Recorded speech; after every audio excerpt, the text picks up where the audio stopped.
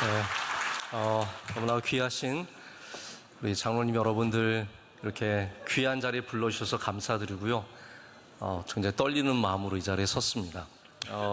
제가 우리 남자들이 꾸는 악몽이 있습니다.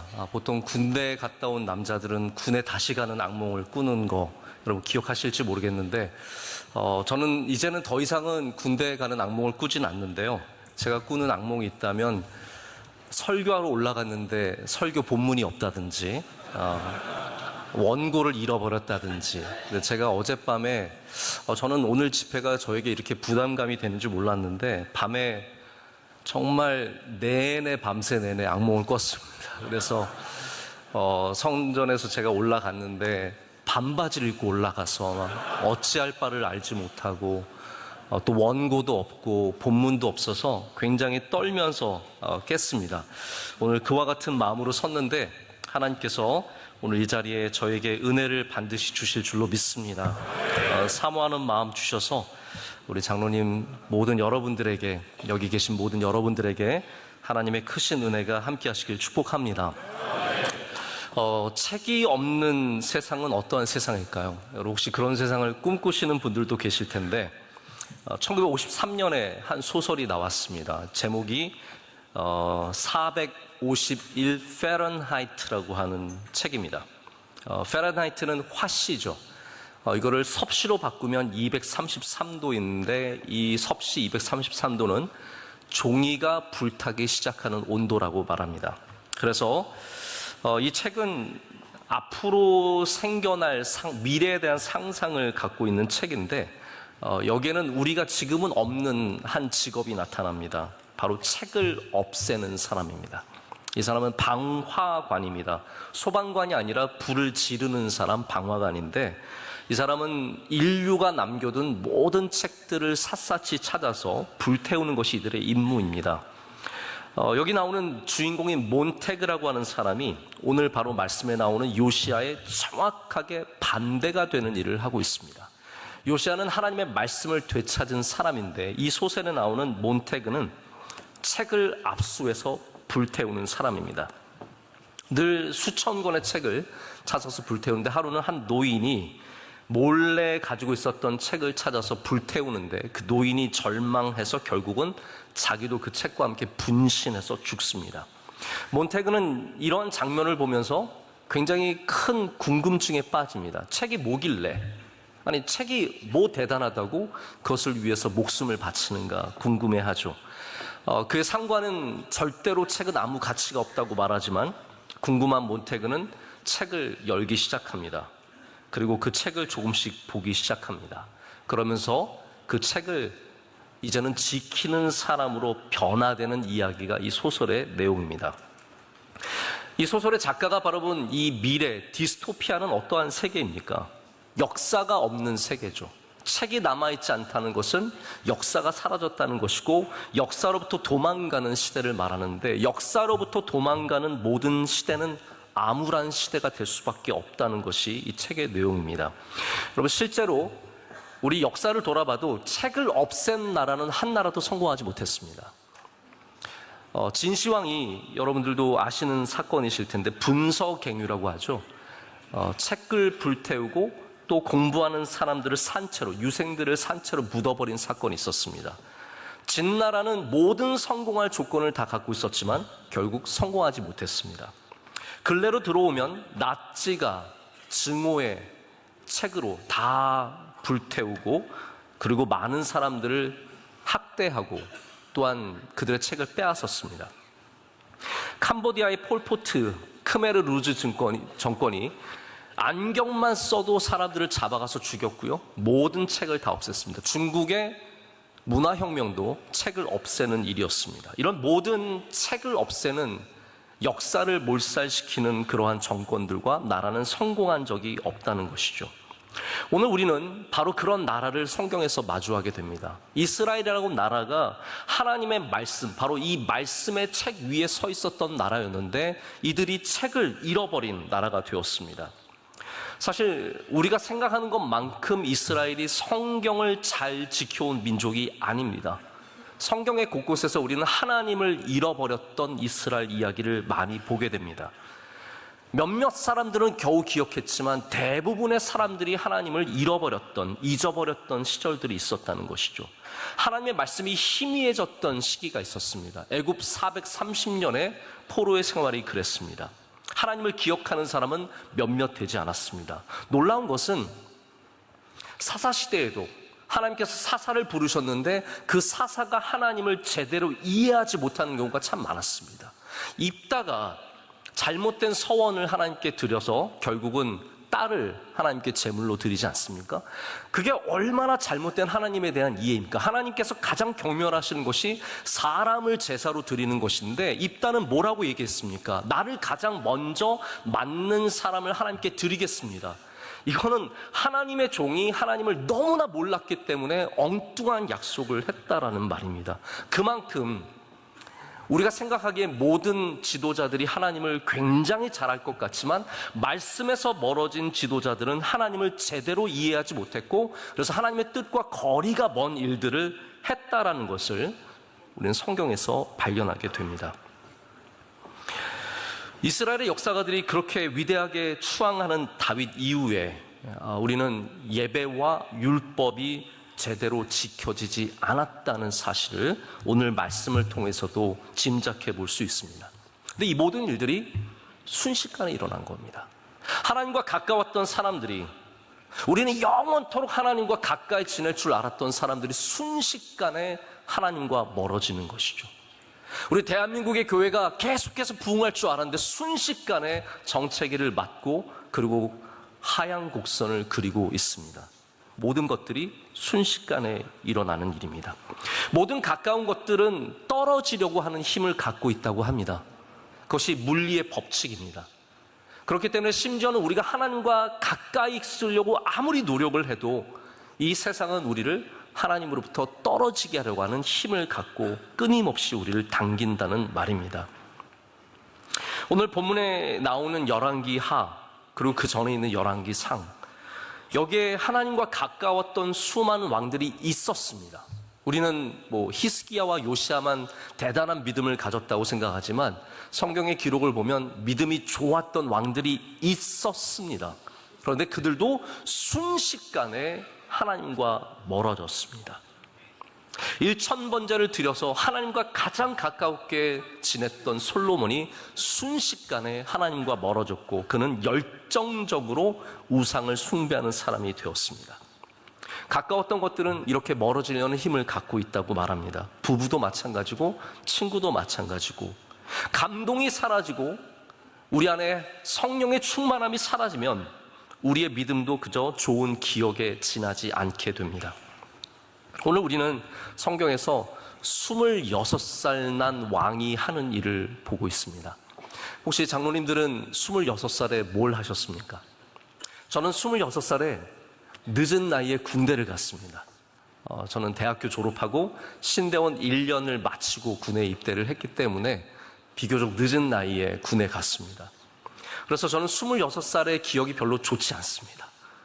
늘 바깥 세상을 그리워했던 마음밖에 기억이 나지 않습니다. 26의 남자들은요, 하고 싶은 게 분명히 있습니다. 저희 청년들을 봐도 26인 남자들, 그때 즈음의 사람들은 다들 뭔가 화려한 것과 멋진 것과 아름다운 것을 추구하는 삶을 삽니다. 왕이라면 충분히 그럴 만한 능력이 있는 사람 아니었겠습니까? 그런데 이 26살의 요시야가 가장 원했던 것은 하나님의 성전을 고치는 일이었습니다. 할렐루야. 우리가 하나님의 성전을 아름답게 만들기를 원하고 하나님을 기쁘시게 하는 일을 꿈꾼다면 하나님은 좋은 꿈을 가진 곳에 좋은 일이 일어나게 하십니다. 요시야가 성전을 고치려고 하는 그 마음을 갖고 있었기 때문에 하나님께서는 그 마음을 보시고 요시야가 말씀을 발견하는 은혜를 허락해 주시는 거죠. 돈이 많다고 다 좋은 일을 하는 것 같지는 않습니다. 여기 지금 서기관 사반을 보내서 거기에 모여있는 예물이죠. 은을 계산해서 사람들로 하여금 성전을 고치게 하는데 사람이 돈을 얼마를 갖고 있느냐도 중요하지만 어떻게 그 돈을 쓰느냐가 더 중요한 것 같습니다. 요시야는 26살의 청년이 말과 마차를, 멋진 차를 몰고 싶은 그 마음을 다 내려놓고, 아름다운 여인들과 놀고 싶은 마음을 다 내려놓고 성전을 고치는데 이 모든 물질을 사용하게 됩니다. 저희 교회 청년들이 이번 주에 다 단기 선교를 다녀왔습니다.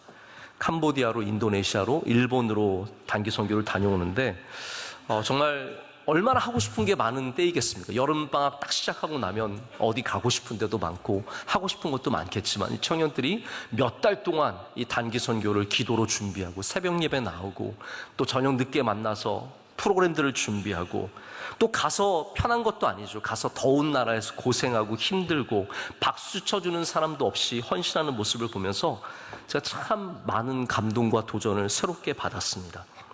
여러분, 다시 말씀드립니다. 좋은 일을 하면 좋은 일이 생깁니다. 요시야가 좋은 일을 꿈꿨기 때문에 하나님께서는 요시야에게 좋은 일을 만들어 주셨습니다. 그리고 율법책을 찾게 되었습니다.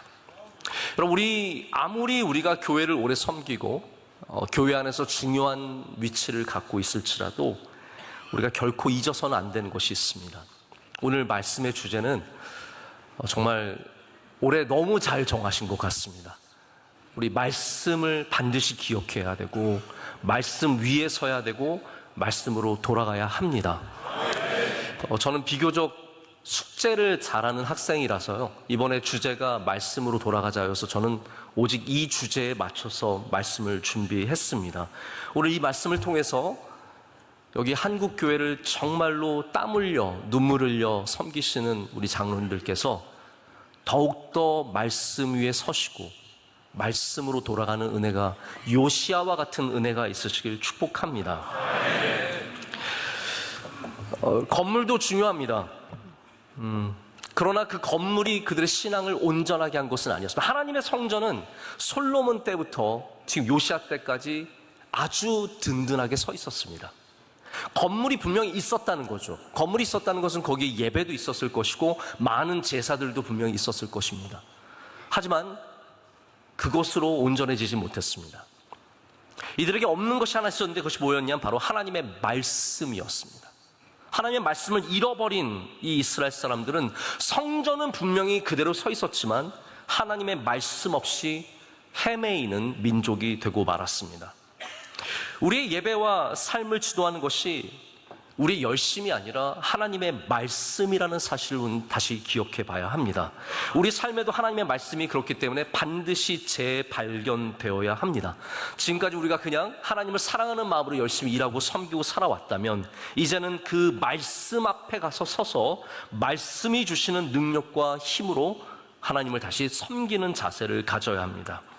우리가 대부분 디스토피아를 생각하면은 영화를 보면 디스토피아가 많이 나오지 않습니까? 핵전쟁으로 완전히 폐허가 된 지구, 요즘에 또 인기인 좀비들이 들끓고 있는 이 지구, 식물들이 다 사라지고 물이 없는 지구, 이러한 디스토피아가 우리가 보는 디스토피아인데 성경이 보여주는 디스토피아는 다릅니다. 성경이 보여주는 진정한 디스토피아는 생물이 말라버린 것이 아니라 영혼이 말라버린 곳입니다. 우리 영혼이 하나님의 말씀을 떠나서 말라버린 곳이 결국은 디스토피아가 될 수밖에 없는 것이고 하나님의 기억이 없는 곳이 디스토피아가 된다는 것이죠.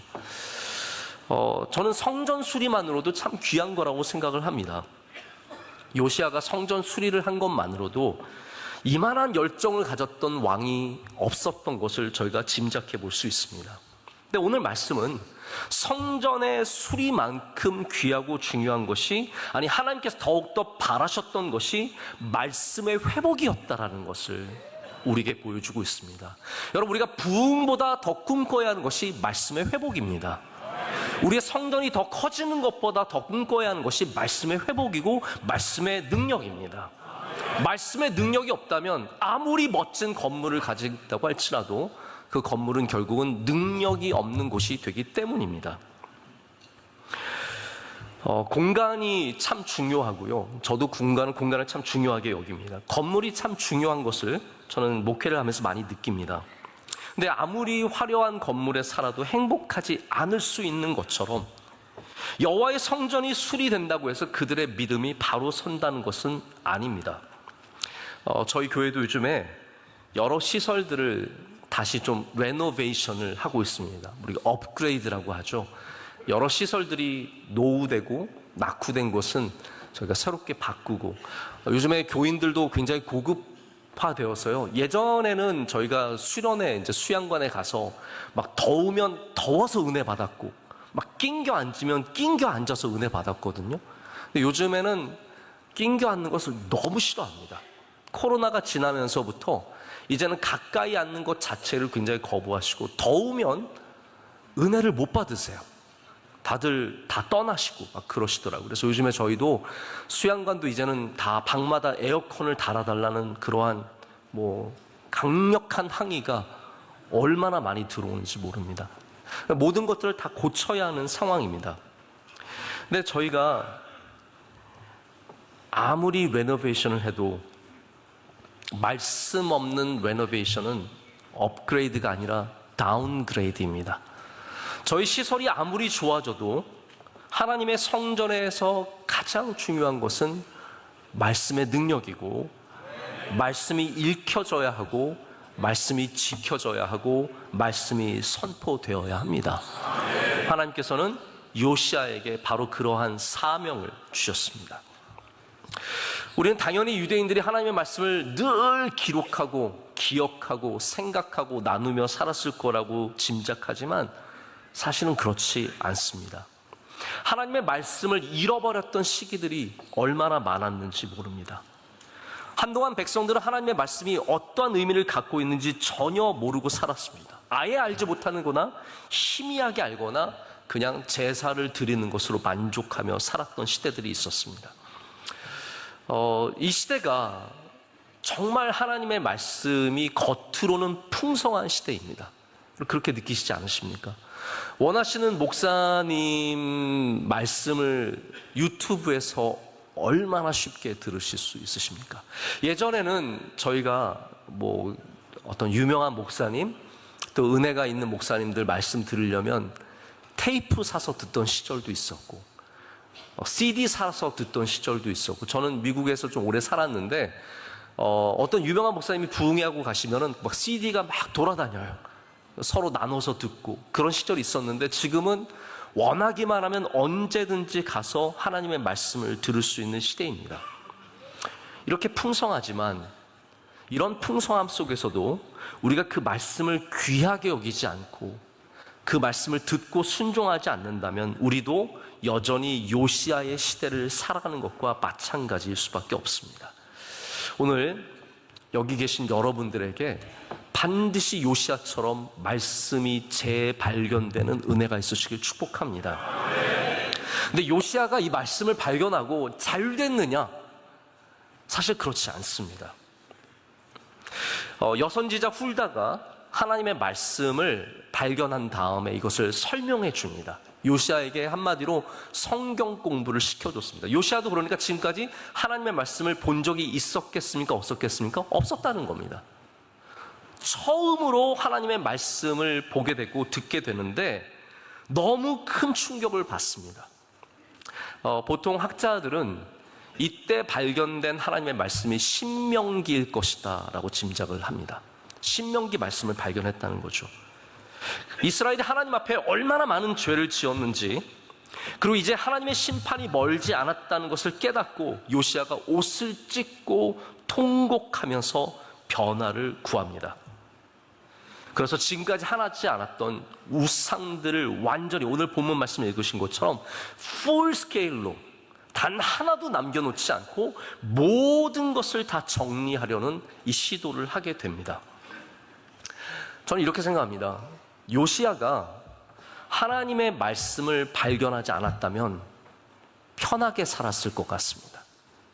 혹시 여러분 그런 생각 안 해보셨습니까? 요시야가 만약에 신명기를 발견하지 않았고 하나님께서 우상을 싫어하신다는 말씀을 알지 못했고 하나님께서 이 모든 일들 가운데 이스라엘을 지금 벌하실 계획을 갖고 계신다는 것을 알지 못했다면 요시아는 그냥 다른 왕들처럼 그의 조부인 므낫세처럼 그냥 우상을 섬기면서 편하게 살았을지 모르겠습니다. 근데 하나님의 말씀이 갖고 있는 능력이 바로 이런 거라고 생각합니다. 하나님의 말씀은 우리 안에 들어오면 능력이 됩니다. 우리가 할 수 없는 일들을 하게 만들고요, 우리가 꿈꾸지 않았던 것을 꿈꾸게 만들고, 우리가 위험하고 두려운 일들 앞에 담대하게 서게 하십니다. 그렇기 때문에 우리의 열심과 우리의 능력만으로 하는 것이 아니라 하나님의 말씀이 우리 안에 들어와야 그 일들을 감당할 수 있는 사람이 되는 것이죠. 바로 요시아가 그렇게 되는 겁니다. 편하게 살 수 있었던 요시아가 괜히 하나님의 말씀을 봐서, 혹시 여러분들도 그런 일들이 없으십니까? 오늘 괜히 하나님 말씀 봐서 손해보는 일이 없으셨습니까? 제가 한 번은 새벽 예배 때 제가 꼭 그러라고 한 건 아니었는데 그래도 하나님의 백성들이 좀 억울한 일을 당해도 너무 고소고발하는 거는 별로 좋지 않다, 이렇게 말을 했는데 딱 그날 고소를 하고 싶었던 집사님이 그 얘기를 들었어요. 저한테 와서, 목사님, 제가 오늘 고소를 하려고 다 준비했는데 목사님 말씀을 괜히 새벽 예배 나가서 들어가지고 제가 고소를 못하겠습니다. 여러분, 하나님의 말씀을 들을 때 손해보는 일이 분명히 있습니다. 하나님의 말씀을 따라 살려고 할 때 내가 원하지 않는 어려운 일을 해야 되는 일들이 분명히 생깁니다. 여러분, 그때 순종하시면 하나님께서 기뻐하시고 반드시 은혜를 더해 주실 줄로 믿습니다. 내 도덕성 때문이 아니라, 내가 저 사람보다 더 우월하기 때문이 아니라, 내가 더 깨끗하고 내가 더 훌륭하기 때문이 아니라, 하나님의 말씀을 순종하기 위해서 우리가 무엇인가를 행할 때 하나님께서 거기에 반드시 능력을 더해 주신다는 거죠. 그래서 오늘 24절은 간략하게 정리되어 있지만 어느 정도의 우상을 척결하는지를 보여줍니다. 모든 우상들, 바알과 아세라와 제사에 쓰이는 그릇들과 하나님이 그토록 미워하셨던 몰록의 제사터, 흰놈의 골짜기죠.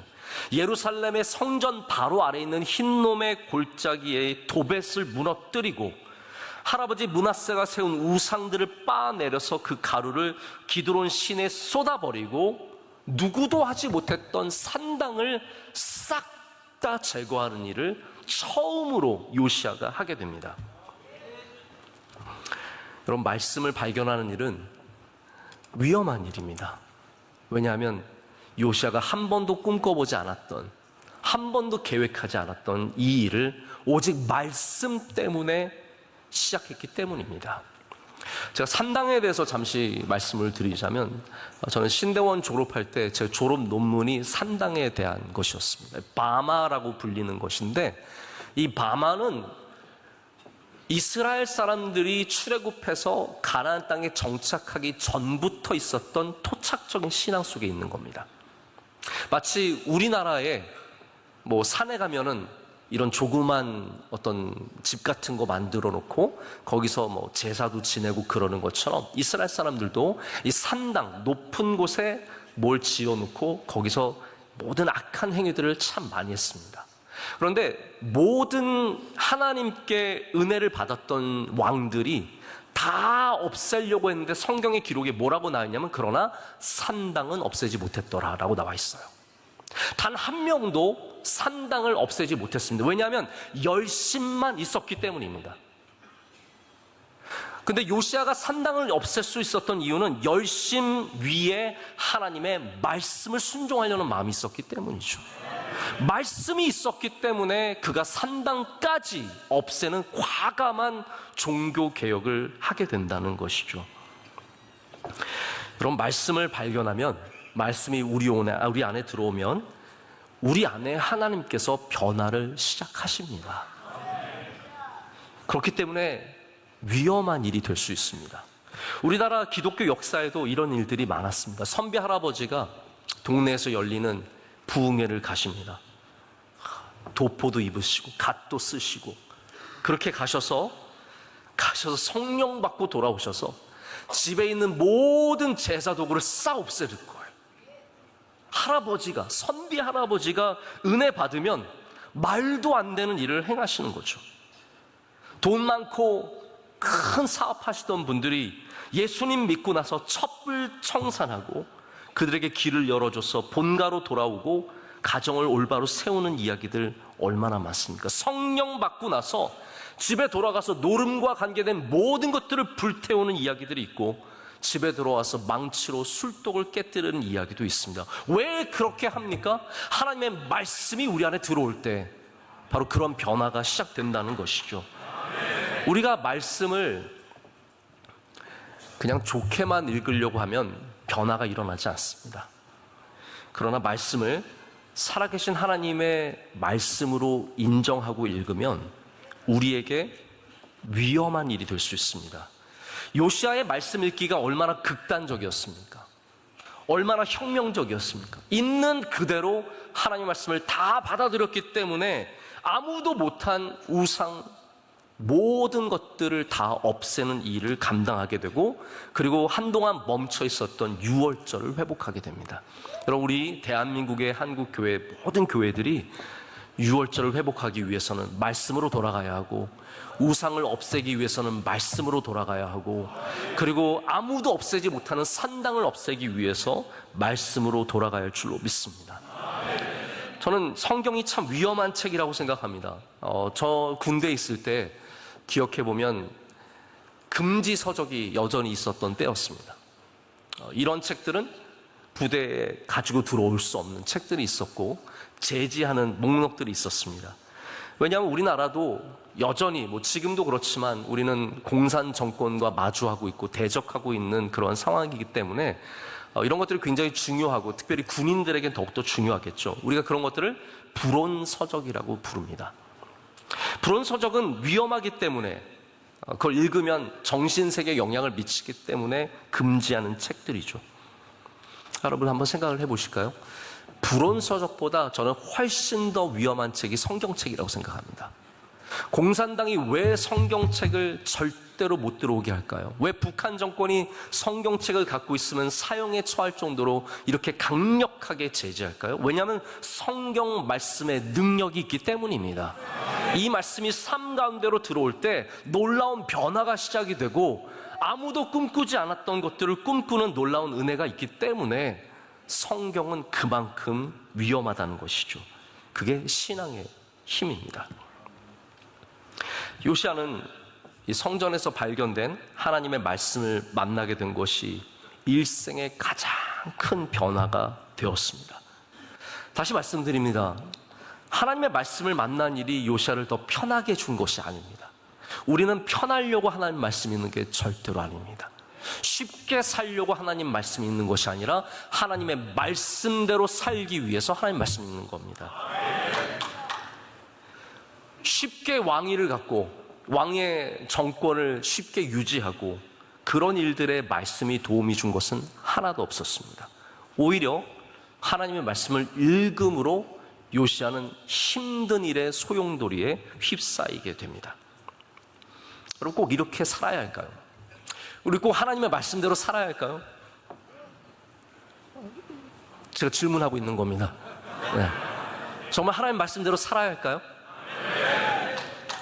그냥 좋은 게 좋은 거라고 그렇게 살면 안 될까요? 편하게 살면 안 될까요? 우리 좀 쉽게 살면 안 될까요? 우리 장로님들, 세상에서 쉽게 살 수 있는 방법 분명히 있지 않습니까? 남들처럼 좀 속이고 살면 되지 않습니까? 원산지 살짝 속여가지고 돈 많이 벌 수 있지 않습니까? 우리 좀 주일도 팍팍 일하면서 술 많이 팔면서 나쁜 짓 하면서 거짓말하면서 편하게 살 수 있는 방법이 없습니까? 왜 그렇게 못 사시죠? 왜 여러분들은 힘들게 사십니까? 믿음 때문입니다. 하나님의 말씀 때문에. 억울해도 힘들어도 조금 가난해도 조금 부족해도 우리가 이 삶을 살아가는 것은 내가 남들보다 도덕적이어서가 아니라 하나님의 말씀 때문이라는 것입니다. 안전하게 살려면요, 우리는 하나님께 이런 기도만 드리면 됩니다. 하나님, 저 이거 원합니다. 저거 원합니다. 이렇게 해주세요. 저렇게 해주세요. 이거는 안전한 기도입니다. 안전한 기도도 안 들으시는 분도 많아요. 안전한 기도도 나쁜 기도는 아닙니다. 하나님, 우리 아이들 잘 되게 해주세요. 건강하게 해주세요. 어느 대학에 들어가게 해주세요. 어느 직장에 들어가게 해주세요. 저 이번에 땅 팔리게 해주세요. 값 오르게 해주세요. 이거 안전한 기도입니다. 다 내가 원하는 것을 얻는 기도죠. 위험한 기도는 무엇입니까? 하나님 뜻대로 되기를 원합니다. 하나님, 나를 인도하여 주시옵소서. 하나님께서 나를 인도해 달라고 기도하면 하나님의 인도하심을 따라가야 되잖아요. 근데 하나님 우리를 절대로 쉬운 곳으로만 데려가시는 분이 아니시라는 겁니다.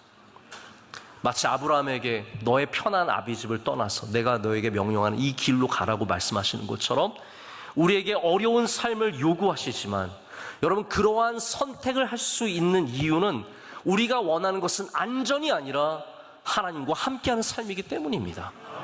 우리는 더 편한 것을 원하는 것이 아니라, 더 쉬운 것을 원하는 것이 아니라, 여러분, 이 시대상이 무엇입니까? 21세기 2024년 우리가 살아가는 이 시대는 편한 것이 최고의 가치입니다. 쉬운 것이 최고의 가치입니다. 남들처럼 쉬면서 사는 것이 가장 복된 가치입니다. 그런데 우리가 그것을 바라보지 않는 이유는 우리의 최고의 가치는 편안함이 아니라 잘 믿는 것이기 때문이죠. 하나님과 동행하는 것이기 때문입니다. 하나님의 말씀의 가치를 알기 때문에 우리는 위험한 길을 하나님의 인도하심을 따라 걸어가는, 요시야처럼 우상을 척결하고 산당까지 다 없애는, 여러분, 이 일에 얼마나 많은 대적들이 있었겠습니까?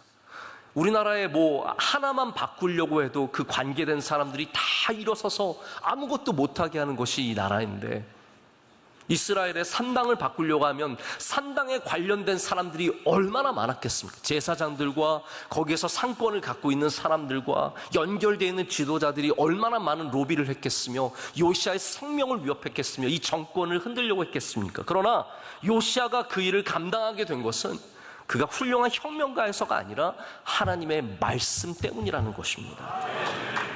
우리는 하나님의 말씀대로 살아가려고 하는 마음을 갖는 순간 사실은 불온서적의 10,000배, 10,000,000배 더 위험한 성경의 책장을 열게 되는 것입니다.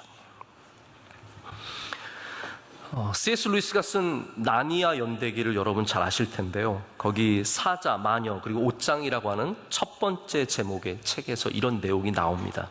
거기에 이제 수잔이라고 하는 아주 예쁜 아이가 나와요. 이 아이가 이 나니아라고 하는 그 나라에 들어가서 미스터 비버를 만납니다. 그들을 안내해주는 비버를 만나는데, 여기에 사자 아슬란이라고 하는 사자가 있습니다. 아슬란은 사자인데 우리 예수님을 상징하는 동물입니다. 사자 굉장히 중요한 등장인물로 나오죠. 근데 수잔이 아슬란을 만나야 하는데 무서우니까 비버한테 물어봤습니다. 아슬란은 안전하죠? 사자를 만나는 게 좀 두렵긴 한데 안전하죠? 이렇게 물어봤습니다. 근데 미스터 비버가, 여러분 아시겠죠? C.S. 루이스는 진짜 위대한 신학자에 가깝습니다. 문학가라기보단 신학자에 가까운 분인데 이렇게 얘기합니다. 아슬란에 대해서 안전하다고? 누가 안전하다고 했니? 아슬란은 안전하지 않아. 그러나 아슬란은 선한 분이시지.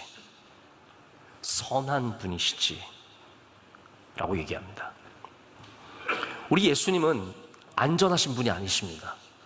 우리 하나님은 안전하신 분이 아니십니다. 우리가 하나님의 말씀대로 살아가려고 할 때 우리는 우리가 원치 않는 위험의 길을 걸어야 할 때가 있습니다. 그러나 우리가 신뢰하고 믿어야 될 것은 우리 하나님은, 우리 주 예수 그리스도는 선한 분이시라는 사실입니다. 우리가 그것을 의지하고 갈 뿐이지 이 길이 안전하기 때문에, 편하기 때문에 이 길을 걸어가는 것은 아니라는 말입니다. 여러분, 위험하다는 말은 사고를 당한다는 게 아닙니다. 그러니까 모르고 일어나는 사건들이 사고죠. 저희 며칠 전에도 서울시청 앞에서 큰 교통사고가 있어서 너무나 안타까운 생명들이 안타깝게 생명을 잃었습니다. 정말 안타까운 일이죠. 사고입니다. 사고. 사고는 알지 못하고 당하는 게 사고입니다. 위험은 알지만 하는 것이 위험입니다. 우리 조선에 와서 복음을 전한 수많은 선교사들과 소록도의 나병 환자촌에서 기꺼이 평생을 보낸 수녀들과 목사님들, 모르고 한 게 아닙니다. 아이들이 풍토병에 죽을 걸 알지만 이 조선 땅에 배를 타고 들어온 것이고, 내가 나병에 걸릴 수 있다는 것을 알지만 그곳에 들어가서 그들의 고름을 빨고 그들을 치유했던 것입니다. 그들은 사고로 돌아가신 것이 아니라 위험을 알고 있었지만 하나님의 말씀의 능력으로 거기까지 가게 된 겁니다. 여러분, 신앙이라는 게 무엇일까요? 신앙이라는 것은 그렇게 하지 않고서는 안 되는 게 신앙입니다. 혹시 주일날 낮예배를 빠져보신 경험이 있으십니까? 장로님들한테 이런 질문을 드려서 죄송합니다. 혹시 있으실 수도 있거든요. 근데 우리가 주일날 낮예배를 못 빠지는 건 왜일까요? 예배를 드리지 않고서는 안 되기 때문에 못 빠지는 거죠. 혹시 여러분들도 아침에 내가 오늘 교회를 가야 되나 그런 고민을 하십니까? 제가 오늘 솔직한 고백을 한번 해도 될까요? 저는 가끔 주일 아침에 일어나서 오늘 안 가면 안 되나 하는 생각을 할 때가 있습니다. 그때마다 저를 붙잡아 주는 것은 놀랍게도 은혜가 아니라 내가 이 교회 목사지라는 생각입니다. 우리에게 주신 직분이 갖고 있는 중요한 보호막이 있습니다. 우리의 직분은 우리로 하여금 우리의 신앙을 붙잡아주는 능력이 있습니다. 그렇기 때문에 우리의 신앙, 이것을 하지 않고서는 안 되는 것이 때로는 우리의 직분을 통해서 지켜집니다. 저는 그래서 하나님께 참 감사한 것이 있습니다. 제가 만약에 목사가 안 됐으면 저는 분명 주일을 가끔 빼먹는 교인이 되었을 것입니다. 저를 목사 삼아주신 하나님께 정말로 감사하는 것은 예배를 지키고 말씀을 읽고 기도하는 삶을 살아가게 하시기 때문입니다. 여러분, 하나님의 말씀을 읽을 때 우리 그렇게 살지 않고서는 안 되는 신앙이 우리 가운데 세워질 줄로 믿습니다. 오늘 본문 가운데는 요시야가 그토록 오래 멈추었던 유월절을 회복하는 이야기가 먼저 나옵니다. 사실 이 이야기는 22장과 23장 전체를 읽어보는 것이 참 좋습니다. 근데 오늘 말씀은 이제 결론적인 내용인데, 요시야의 종교개혁의 하이라이트가 두 가지입니다. 하나는 뭐냐 하면 산당을 방금 말씀드린 것처럼 없애는 것, 그리고 또 하나는 유월절을 재건하는 것입니다. 여러분, 신앙에는 항상 이 두 가지가 함께 있습니다. 없애는 것과 세우는 것. 우리 신앙이 하나님의 말씀을 통해서 우리가 발전하고 성장할 때 반드시 함께 생기는 일들이 우리 삶 가운데 잘못된 것을 잘라내는 것과 하나님께서 기뻐하시는 일들을 새롭게 시작하는 것입니다. 할렐루야. 우리가 말씀의 능력 안에 있을 때 우리가 잘못된 것들을 지워버릴 수 있는, 없앨 수 있는, 무너뜨릴 수 있는 용기를 갖게 되고, 하나님의 말씀의 능력을 가질 때 우리가 새로운 일들을 꿈꾸고 시작하게 되는 일들도 하게 됩니다. 여호수아 이래로, 여러분 잘 아시겠지만 이 이야기는 너무나 잘 아시는 이야기일 겁니다. 유월절은 여호수아 이래로 한 번도 지켜지지 않다가 처음으로 이 요시야 때 다시 시작이 됩니다. 얼마나 위대한 일입니까? 하나님의 말씀에 감동된 사람이 이 위험한 일들을 감당하게 됩니다. 삭개오를 생각해 보십시오. 예수님을 만난 삭개오가 예수님 만난 다음에는 변하지 않고서는 견딜 수 없었기 때문에, 예수님께서 말씀하신 것이 아닙니다. 너는 가서 그것을 갚아주고 4배나 갚아주고 2배나 갚아주라고 말씀하신 것이 아니라, 자기가 예수님을 만나니까, 말씀이신 예수님을 만나고 나니까 그렇게 살지 않고서는 안 되는 삶을 마주하게 된 것입니다. 오늘 우리의 삶에 하나님의 말씀이 들어올 때 그런 능력의 은혜가 있을 줄로 믿습니다. 여러분, 어떻게 말씀에 반응하실 겁니까? 오늘도 그냥 우리끼리 편하게 살고 만족하면서 그냥 대충대충 살아가시겠습니까? 아니면 요시야처럼 부드러운 마음을 갖고 우리의 기득권을 내려놓고 편하게 살아가려는 욕심을 내려놓고 적당히 남들 하는 프로그램 같은 거 따라하면서, 저희 교회들도 참 이런 게 많습니다. 이 프로그램 좋다 그러면 여기서 하고, 저 프로그램 좋다 그러면 다 우르르 하고, 그 프로그램을 함으로써 우리가 다 뭔가 중요한 일을 한다고 생각하지만 저는 프로그램보다 더 중요한 것은 하나님의 말씀이라고 생각을 합니다. 앤디 스탠리 목사님이 그런 말을 했다고 합니다. 사명은 볼펜으로 쓰고 프로그램은 연필로 써라. 저는 이거 참 귀한 말이라고 생각합니다. 우리가 하나님의 말씀은 절대적이라는 사실을 알아야 되고 나머지 모든 것들은 다 바뀌어도 된다는 사실을 분명히 알아야 합니다. 오늘 여러분께서 다시 말씀으로 돌아간 은혜가 있으셔야 합니다. 여기 힘들게 오셨는데 여기 오셨다 그냥 가지 마시고 오늘 말씀을 향한 새로운 여러분 안에 뜨거운 마음이 생기시기를 축복합니다.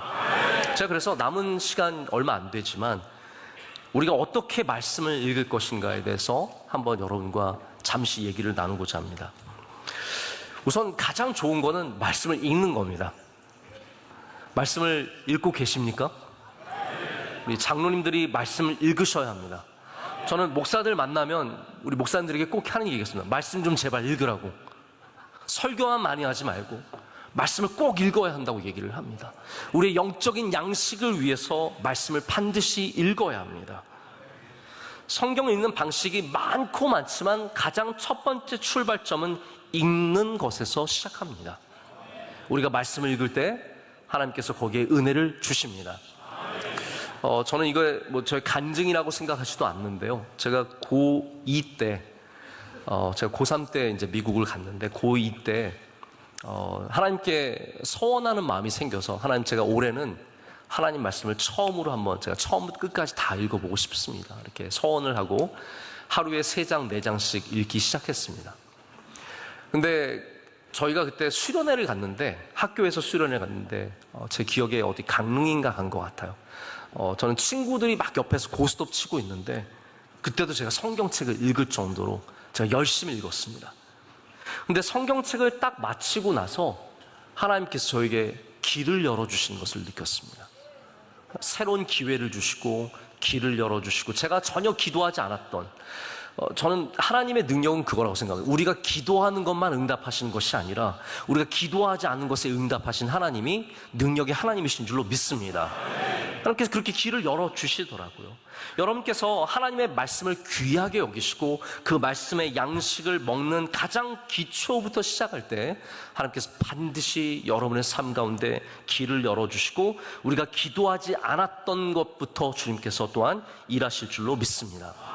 많은 사람들이 성경이 은혜가 되고 위로가 되기 때문에 읽기도 합니다. 어떤 분들은 성경에 나오는 굉장히 멋진 구절들을 사모하시더라고요. 이런 말씀 있지 않습니까?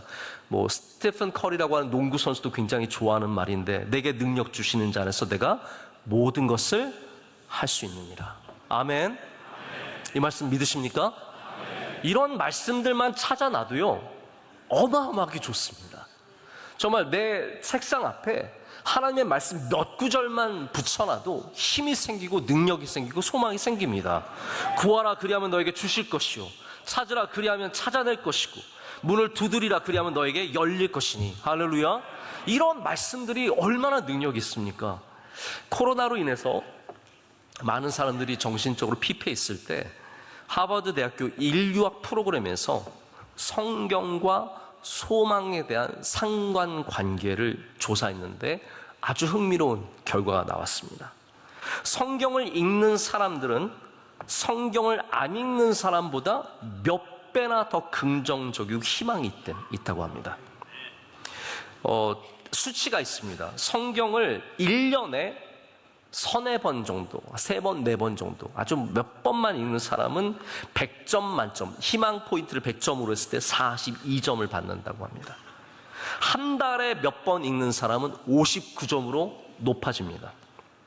매주 읽는 사람은 66점으로 더 높아집니다. 그런데 매일 읽는 사람은 80점에 가깝습니다. 저는 이렇게 생각합니다. 하나님의 말씀은 우리가 생각하지 않는 능력 말고도 실제적인 능력이 많습니다. 희망이 없는 사람은 반드시 하나님 말씀 읽어야 합니다. 어려움이 있는 사람은 반드시 하나님 말씀 읽어야 합니다. 환난과 고난을 당한 사람, 병중에 있는 사람들, 사람으로 어려움을 당한 사람들 다 하나님 말씀 읽으면 거기에 분명히 하나님께서 힘과 능력 더해 주실 줄로 믿습니다.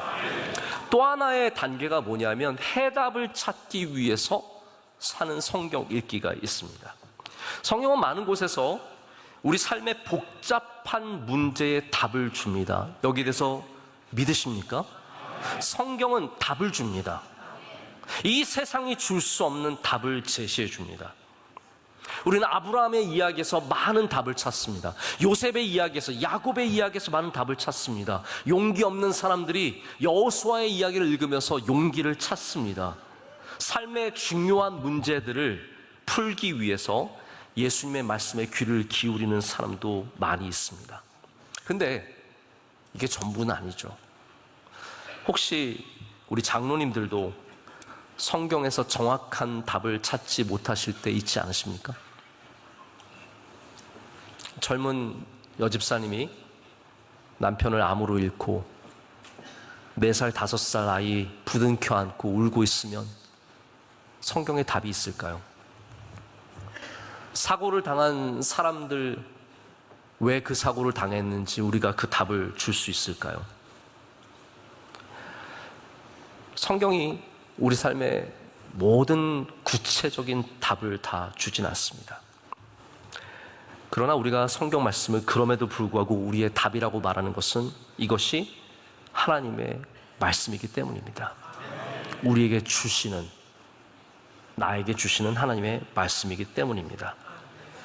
그렇기 때문에 좋은 위로와 격려가 없을지라도, 당장 내 문제를 해결하는 답이 없을지라도, 재밌는 이야기가 없을지라도 우리는 하나님과의 관계 속으로 들어가기 위해서 우리는 이 읽기를 계속해야 합니다. 하나님의 말씀은 살아있고 아름다우며 능력이 있으며 옳고 지금도 우리를 변화시키는 힘이 있습니다. 그래서 시편 저자가 말하듯이 하나님의 말씀은 꿀과 같습니다. 꿀송이와 같다라고 했습니다. 이거는 영적인 고백입니다. 우리 장로님들의 모든 영혼 속에 하나님의 말씀이 꿀송이처럼 단 은혜가 있으시길 축복합니다. 이 마음을 꼭 얻어가시기를 축복합니다.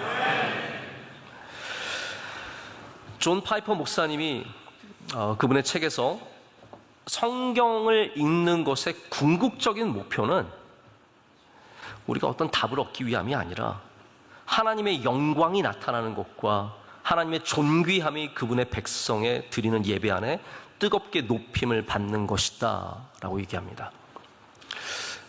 이런 이야기는 듣고도 무슨 말인지 잘 모르겠어요. 저도 지금 말하면서도 이게 무슨 말인가 하면서 말합니다. 이걸 자세히 설명드릴 시간도 없고 또 그러지 않을 겁니다만 이렇게 결론을 짧게 말씀을 드리고 싶습니다. 이거죠. 우리가 하나님의 말씀을 읽을 때 하나님은 영광을 받으십니다. 우리가 하나님의 말씀을 마주할 때 하나님은 기뻐하십니다. 우리가 하나님의 말씀대로 살아가려고 할 때 하나님은 그곳에 단비를 내려주시고 은혜를 내려주십니다.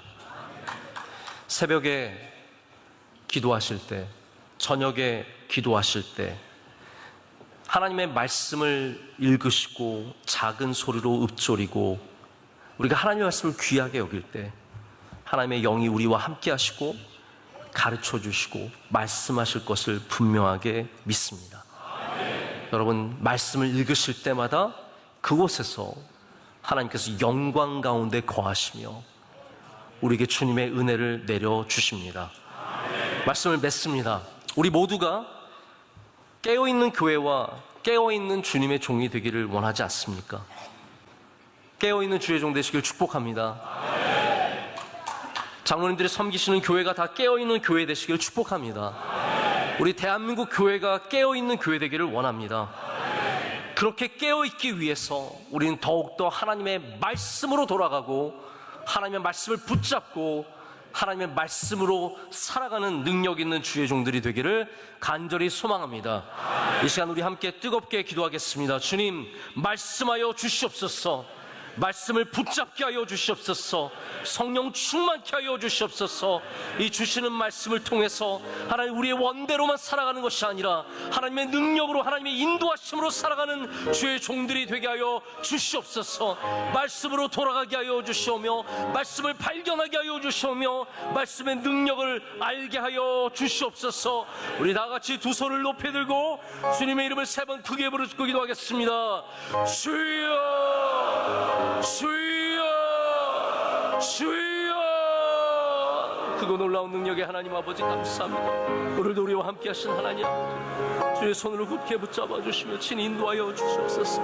하나님, 우리는 정말 연약하여서 하나님 말씀 없이는 살아갈 수 없는 존재들입니다. 아버지 하나님, 이 시간 오셔서 말씀하여 주시고 가르쳐 주시오며 주의 말씀을 붙잡게 하여 주시오며, 무너진 한국교회가 성전만 수리하는 것이 아니라 말씀 위로 서는 기력과 은혜를 허락하여 주시옵소서. 이 시대에 말씀의 종들이 많아지게 하여 주셔서 우리 장로님들이 말씀으로 풍성해지게 하여 주시오며, 하나님 사모하게 하여 주시오며, 하나님 모든 주신 직분들과 교회들을 다 말씀으로 섬기는 주님의 종들이 되게 하여 주시옵소서.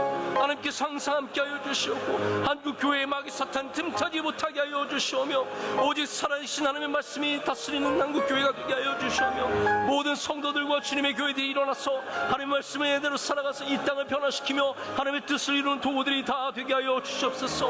하나님, 전국 장로연합회를 함께 하여 주셔서 하나님 이 집회가 하나님께 영광이 되는 집회가 되게 하여 주시오며, 50주년을 허락하여 주셔서 감사합니다. 하나님, 지난 50년을 집게 올려드리오니 앞으로 50년을 복되게 하여 주시고 귀하게 사용하여 주시며 능력으로 붙잡아 주시며 거룩하게 하시고 복되게 하여 주셔서 이곳을 통해서 하나님께서 많은 뜻을 이루어 주시오며 하나님의 놀라운 능력이 이곳에 나타나게 하여 주시옵소서. 주여 역사하여 주시고 성령 충만케 하여 주셔서 오늘 밤에도 놀랍게 역사하여 주시고 심령 하나하나마다 변화받는 은혜가 있게 하여 주시옵소서.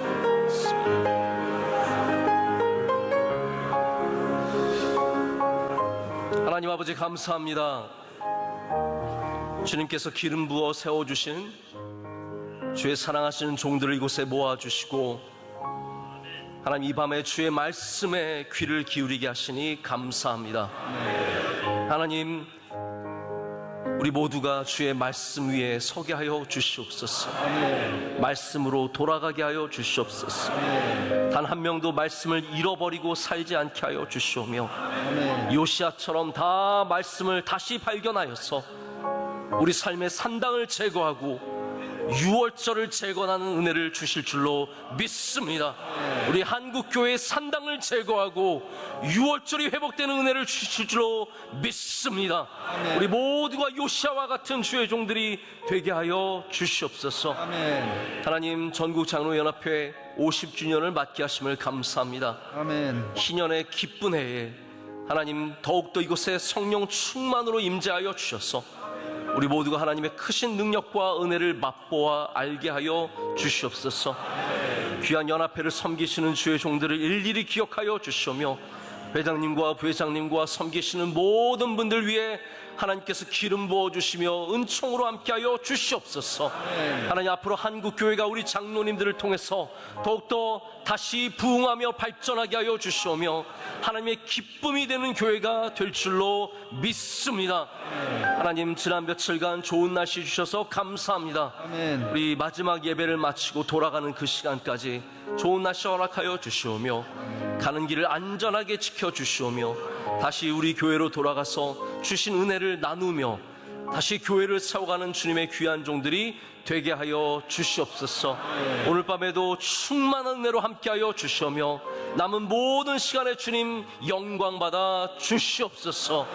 모든 것을 주님께 감사함으로 하려며 이제는 우리 주 예수 그리스도의 크신 은혜와 하나님 아버지의 영원하신 사랑과 성령님의 함께하시며 임재하심이 여기 모여서 주님 앞에 겸손하게 머리를 숙이고 예배하며 나아가는 주의 모든 사랑하시는 종들과 그 귀한 가정과 섬기시는 교회와 모든 복된 일터 가운데 이제로부터 영원토록 함께 하시기를 간절히 축원하옵나이다. 아멘. 네, 은혜의 말씀 전해주신 우리 김하나 목사님께 뜨거운 박수로 감사의 박수 보내주시기 바랍니다. 감사합니다, 목사님.